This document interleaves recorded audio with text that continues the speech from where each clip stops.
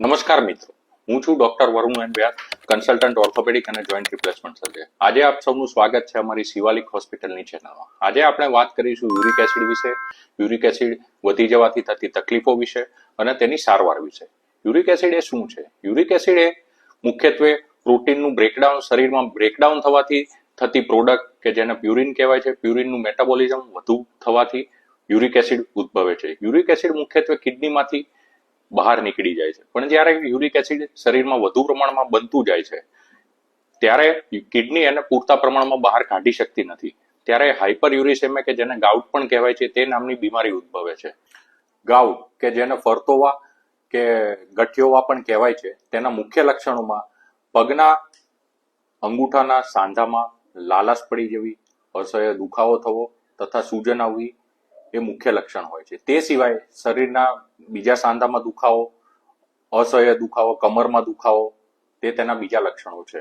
Uric એસિડનું નિદાન મુખ્યત્વે laboratory test દ્વારા કન્ફર્મ કરવામાં આવે છે. તે ઉપરાંત ક્લિનિકલ એક્ઝામિનેશન પણ તેમાં મુખ્ય ભાગ ભજવે છે. લેબોરેટરી ટેસ્ટમાં 6 to 7 મિલીગ્રામ પર ડેસીલીટર એ તેનું નોર્મલ લેવલ હોય છે. જે તેની માત્રા કરતા વધી જાય તો તેને હાઇપરયુરિસેમિયા કે ગાઉટ કહેવાય છે. યુરિક એસિડની સારવારમાં શું કરી શકાય? યુરિક એસિડની સારવારમાં મુખ્યત્વે બે પ્રકારની દવાઓનો ઉપયોગ થાય છે, એક ફેબુક્સોસ્ટેટ અને એલોપિરિનોલ. યુરિક એસિડને કંટ્રોલમાં રાખવા શું કરવું જોઈએ? યુરિક એસિડને કંટ્રોલમાં રાખવા રોજિંદા જીવનમાં નિયમિત કસરતો, ખૂબ જ પુષ્કળ પ્રમાણમાં પાણી પીવું જોઈએ, લો ફ્રુક્ટોઝ ધરાવતા ફ્રૂટ્સ ખાવા જોઈએ જેવા કે અનાનસ, પપૈયા, કેળા, લીંબુ, સ્ટ્રોબેરી.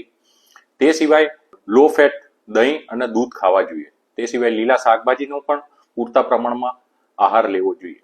યુરિક એસિડ વધી જાય ત્યારે શું અવોઇડ કરવું જોઈએ? યુરિક એસિડ વધી જાય ત્યારે બિયર, આલ્કોહોલ, પ્રોસેસ્ડ ફૂડ જેવું કે પીઝા, બર્ગર, તે સિવાય રેડ મીટ, બીફ્સ, સી ફૂડ વગેરે અવોઇડ કરવું જોઈએ. તે સિવાય વધુ પ્રમાણમાં કાર્બોહાઈડ્રેટ્સ અથવા ફ્રુક્ટોઝ ધરાવતો ખોરાક પણ અવોઇડ કરવો જોઈએ.